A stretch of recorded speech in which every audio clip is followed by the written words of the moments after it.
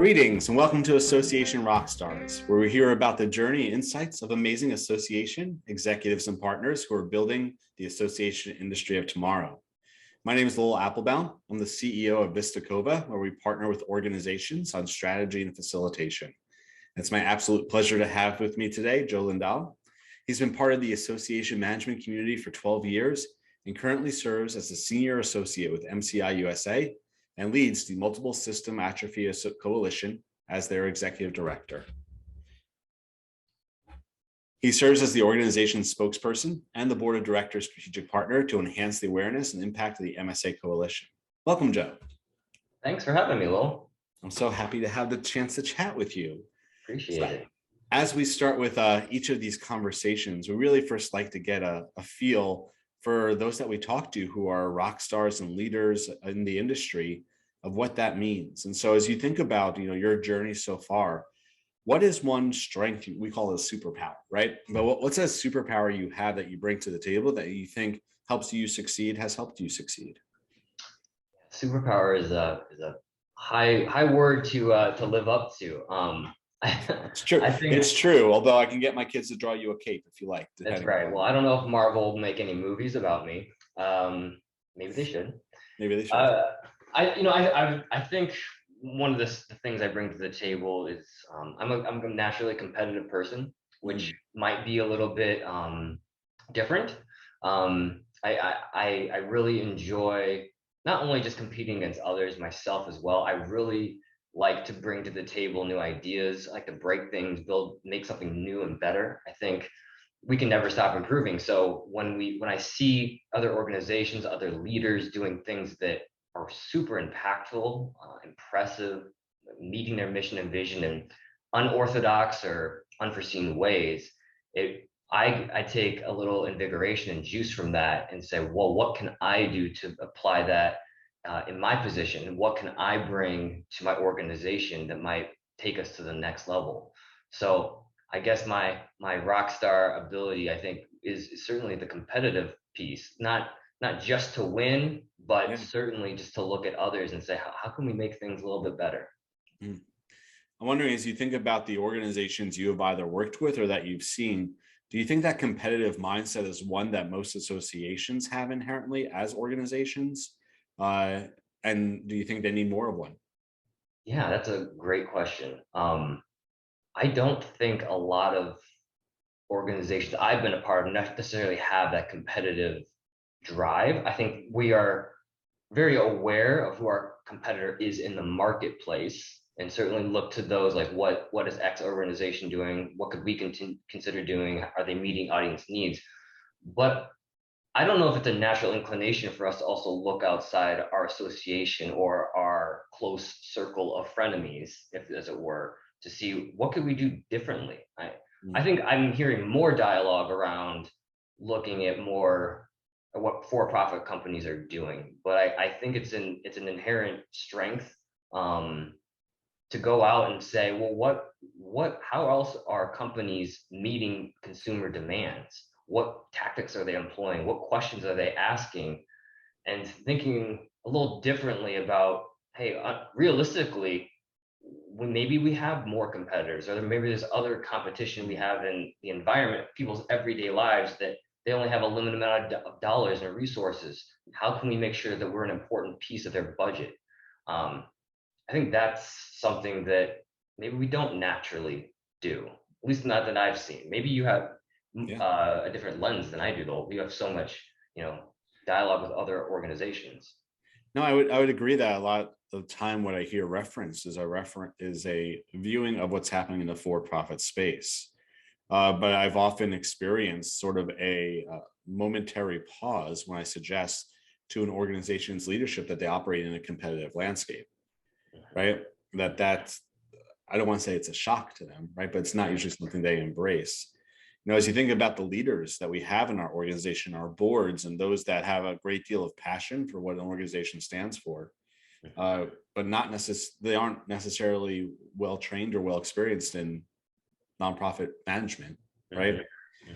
Do you think that competitive mindset is something that organizations need to seek? Is it something that can be learned during leadership service? right? If they're going to better articulate their unique value from having a competitor viewpoint, how do we help our leaders do that? One of the things that we've implemented, my core organization and others, has been moving to that competency-based board selection methodology. And one of the things we do look at is business acumen, other demonstrated roles where they have gone through a program or resource development process, which has certainly been very, very useful.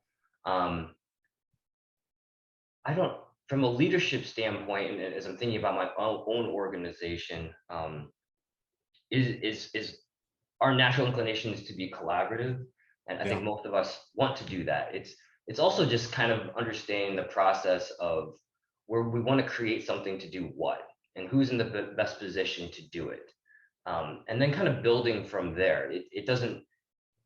Collaboration can naturally make itself known as the best choice. Going it alone also might certainly be a very viable option as well. So I think the competitive piece certainly comes from staff mostly, but I do think that there are skill sets that board and volunteers can bring to the table, even especially at the committee level, perhaps, as we think about direction from the board to create or develop or be innovative. Ensuring you have the right people on that committee to do that work would be incredibly valuable. I can speak from my experience that I would love to put more emphasis on the traits of each volunteer that are on those types of committees, not just folks that are doctors in X area, so they can write this white paper. Really bringing to the table that innovation, futuristic skill set would be really interesting to pair at a committee level. You, in reference to where you started, the superpower, you spoke about the competitive nature and the advantage in it, but you also talked about this as a moment of innovation, how organizations need to grow and innovate to thrive. And either yourself in terms of how you partner with your organization and help them have an innovation mindset, or where you're seeing organizations that have come out of sort of like 2 or 3 years of forced innovation, whether or not they wanted to. From an innovation mindset, I mean, where are you seeing that organizations are thriving or lacking when they come out of this time of forced innovation and now have to choose what's next? Yeah, that's really interesting. I mean, we all can relate to the COVID and what that has caused us to do, forced us to do. I also think at times it's opened our eyes because we've had to do the experience. I've also noticed some perspective of going back to the old ways because now things have reopened, despite the evidence that maybe this is maybe the better way to do things. Associations, employers bringing people back with no real rationale other than that's the way we've done it.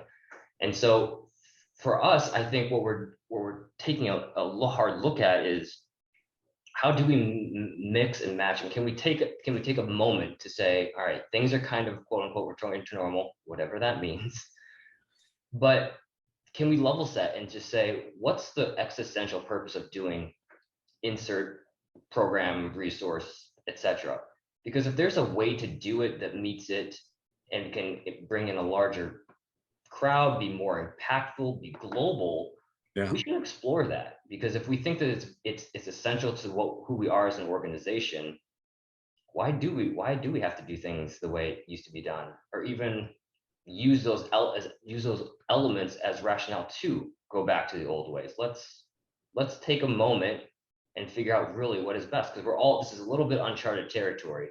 A lot of us were forced to rescope how we look at things, and maybe we didn't like it. Now this is an opportunity to go back, but no matter what, we have data now to say, let's look at it. Let's have an open dialogue and figure out what's the best way to move forward. Understanding we're learning as we go. I feel like the conversations I often have or hear are that innovation operates in this place of change, that you both know you need it, and it's scary because you don't know what's going to happen, and you stagnate without it, and it could be wild success or failure, right? I mean, so there's a lot of different dimensions to it. As somebody who seems to and I've seen speak and act in a place of innovation, of wanting to work with your organization and to be a thought leader in the space in it. What in your own background, like, is there a place like within your education or in your workforce, like what lit an innovation spark in you in terms of your own career path? It's a very deep question. I don't know. Maybe I graduated, I suppose, with a degree in journalism in 2008, when literally everyone decided they weren't going to read newspapers anymore. Right. Right. And then everyone's trying to figure out how they're going to make money with this newspaper online, and Twitter kind of came out. So there's so much change in terms of how we're consuming content, especially written content. And we had the recession, so that was a perfect storm for me to just walk into. But maybe it was something with that, where I mean, I'm doing something that certainly I don't have a degree in per se. And it's like everyone under the sun, it seems, we all kind of stumbled into this amazing profession and industry. So I think I've always wanted to be flexible. I've always wanted to reshift. If I look at this object in above, what happens if I look at it from below? What happens from the side? I think I also enjoy just hearing other people's perspectives, because something I've come to realize about myself is that I'm an incredibly opinionated person, but that doesn't mean I'm just me. I need to listen and learn and understand people's perspectives and why they're saying what they're saying, and what's the rationale, what's the history. Are we talking about the same things in the same way? I really enjoy those conversations. And I think oftentimes starting there leads to doing things differently, and with the agreement that we want to make this better. We don't want to change for the sake of change. We want to change to make it better. And that's the thing that really attracts me to this organization, the position that I'm in, the industry. Yeah. It's so rewarding when you get that little bit. Is there a moment that there was a transition between finding a job, not in journalism, but within this industry, and that you realized that like this is more than a job? Maybe this is like your profession, your career. Like, is there something that changed? Yeah, I was hired by a temp firm to work in another AMC, and that was like my first taste of association work. Ironically, later I would work for the American Staffing Association, who represents temp. So it's all connected. And I think that was a taste of, so I started in marketing, and marketing, journalism, you can see a good enough connection where my parents were like, okay, you're kind of using your degree. It's important. Right, yeah, that investment. And then just talking to more folks, and in an AMC model, you get to engage with all these different departments, and people are doing different things for different clients based on their needs. And so that was certainly an advantage, where I had the ability to talk and learn the association space from a 360 lens. And who couldn't step into this industry and serve some client or some organization? And that, to me, the flexibility, the bandwidth, the openness of it all was super attractive to me. So that as I've gone through my career path, it hasn't been like, I don't think it's been straight A to B, but it's certainly been just a lot of opportunity to learn and grow different skill sets, hard and soft, that I think that's what attracted me, and that's what's kept me in it, I think. As you think about the years ahead, from the leadership strengths you have now, what are places that you want to see yourself further develop or learn or grow to be an even stronger leader going forward? I would love to continue to build my facilitator skill set, which I know you have in spades. I'm a fairly new executive director. This is year 3 or year 4. And so I understand that most of my job is managing the board and personalities and some of the politics, which are important. And I would love to be able to bring conversations to the table that are open, informative, inclusive. And And so I think that's a strong skill set that I would love to have more of, to build consensus and to hear peer perspective and be that facilitator. I think that's something I think that I would love to enhance so that I can be a better leader for an organization. Where do you go for learning or for professional development, or just for, greater experience outside your job? Are there communities you're a part of? That's a great question as well. ASAE, we can give them an association forum. I'm certainly part of both organizations, and I volunteer for both in various capacities. They've been crucial, I think, to my professional development and understanding of the organization. I think I've also been very fortunate to be part of organizations that provide professional development internally. Again, I think AMCs have a little bit of an advantage in that regard, where we can bring folks that are in similar positions that serve similar clients and can ask those kinds of questions, both parenthetically or like real tactical questions that you can get answered right in the moment. Forum and ASE have those abilities, but you can't do, well, actually now none of us walk next door, but we can at least get more immediate answers from our colleagues that have experience in whatever question you might have. So that's been very valuable. And as far as like personal development, it's been, we just moved to a new community and it's a little bit smaller outside of the city. So starting to get more involved and figure out how we can be more supportive for our community has been really interesting. Yeah. And so and I know some of those skill sets will certainly translate over to my professional career as well. Well, volunteerism is a song from my heart as well. Although I was having a conversation with a colleague earlier around the volunteerism you see on local HOAs, and there's probably things to learn about that for associations too. Of course. The time always goes by so quickly, these conversations. I just want to wrap up by asking, far, far, far in the future, when the journey of your time in leading organizations and being a thought leader in the space, that you start to think about what's next, what do you hope will be the legacy that you leave behind? I don't want to be cliche, but sometimes they're right. I just want to leave whatever organization, whatever position I've touched, just to feel a little bit better than when I found it. There's so much effort. I want to make large, impactful, you're going to visit my tombstone when I'm gone kind of legacy, but you also want to be realistic and just say a little bit is better than nothing. And I think I feel so grateful. And I think a lot of us do in the space, that as we go through organizations, we are grateful for the opportunity to provide service and support and mission and vision and value to the organization we serve. You almost feel connected a little bit. Like I still feel a little connection to the staffing and recruiting industry, or the child life professional group, or the various nursing groups. You'll read a headline and feel connection to that. And I think that's really special.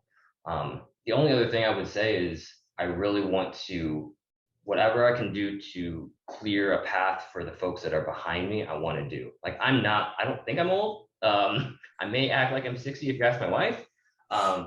That's fair. But I really, whatever I can do as I start to look behind me, because I think we have some real appropriate rock stars that are coming in through our industry that are going to do more and more for all of these different organizations and to better society overall. So that's the only other thing I would add. Well, this sounds like good legacies for chart for the future, both for yourself and for the industry that you serve. Really appreciate you taking the time to chat with us today. Thanks, Wolf. I appreciate you for having me. And thank you to Amy Hager, who's been there chatting with everyone in the social media feeds, and to everyone who tuned in to join us for this conversation. And for each of them, each time on Association Rockstars, we get to learn from one another and from some leading voices in the field about where everything's going, and hopefully how we can each be better leaders. Until next time, Association Rock On.